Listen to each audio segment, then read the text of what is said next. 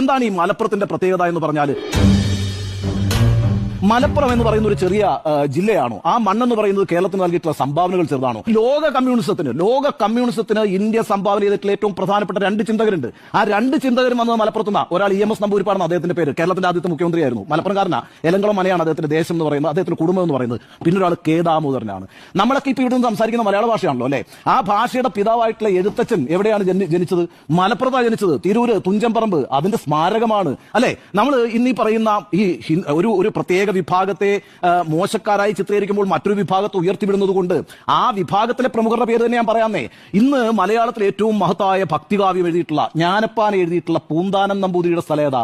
ഈ പറയുന്ന മലപ്പുറമാണ്. അതേപോലെ കേരളത്തിലെ അമ്പലങ്ങളിലെല്ലാം പാടിക്കൊണ്ടിരിക്കുന്ന നാരായണീയമുണ്ടല്ലോ, അത് എഴുതിയിട്ടുള്ള മേൽപ്പത്തൂർ ഭട്ടതിരിപ്പാടുണ്ട്. ആ മേൽപ്പത്തൂർ ഭട്ടതിരിപ്പാടിന്റെ സ്ഥലം എന്ന് പറയുന്നത് മലപ്പുറമാണ്. ഇന്നും ഈ പറയുന്ന കേരളത്തിലെ ക്ഷേത്രങ്ങൾക്ക് മുമ്പിലെ സോപാനത്തിൽ നിന്ന് പാടുന്ന സോപാന സംഗീതമുണ്ടല്ലോ, ആ സംഗീതത്തിന്റെ ഏറ്റവും പ്രമുഖനായ വക്താവായിട്ടുള്ള ഞെരളത്ത് രാമപൊതുവാൾ എന്ന് പറയുന്നത് മലപ്പുറം ജില്ലയിൽ നിന്ന് വരുന്ന ആളാണെന്നേ.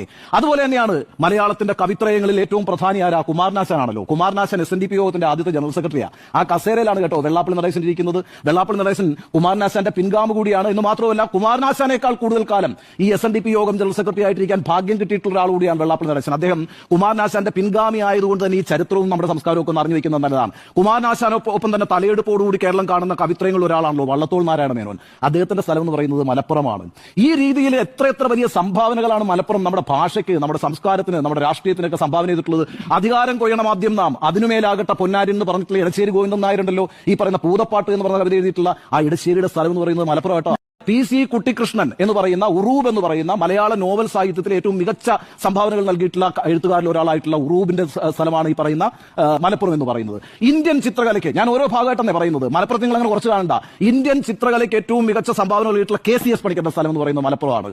അതേപോലെ തന്നെ എന്റെ സഹപ്രവർത്തനായിരുന്നു കേട്ടോ, ഞാൻ ഒരുമിച്ച് വർക്ക് ചെയ്തിട്ടുള്ളതാണ് ആർട്ടിസ്റ്റ് നമ്പൂരി. വരയുടെ തമ്പുരാൻ എന്നാണ് അദ്ദേഹത്തെ വിളിക്കുന്നത്. ആർട്ടിസ്റ്റ് നമ്പൂരി. ഞാൻ അദ്ദേഹത്തിന്റെ വീട്ടിൽ പോയിട്ടുണ്ട്, പൊന്നാനിയാണ് വീട്, മലപ്പുറത്തുകാരനാണെന്നേ. ഇന്നും കേരളത്തിൽ ഏറ്റവും കൂടുതൽ ആളുകൾ ബലിതർപ്പണം നടത്തുന്നത് എവിടെയാണ്? തിരുനാവായിലാണ്. ആ തിരുനാവായ എന്ന് പറയുന്നത് മലപ്പുറത്താണ്. മലപ്പുറത്തിന് അങ്ങനെ വലിയ ചരിത്രമുണ്ട്.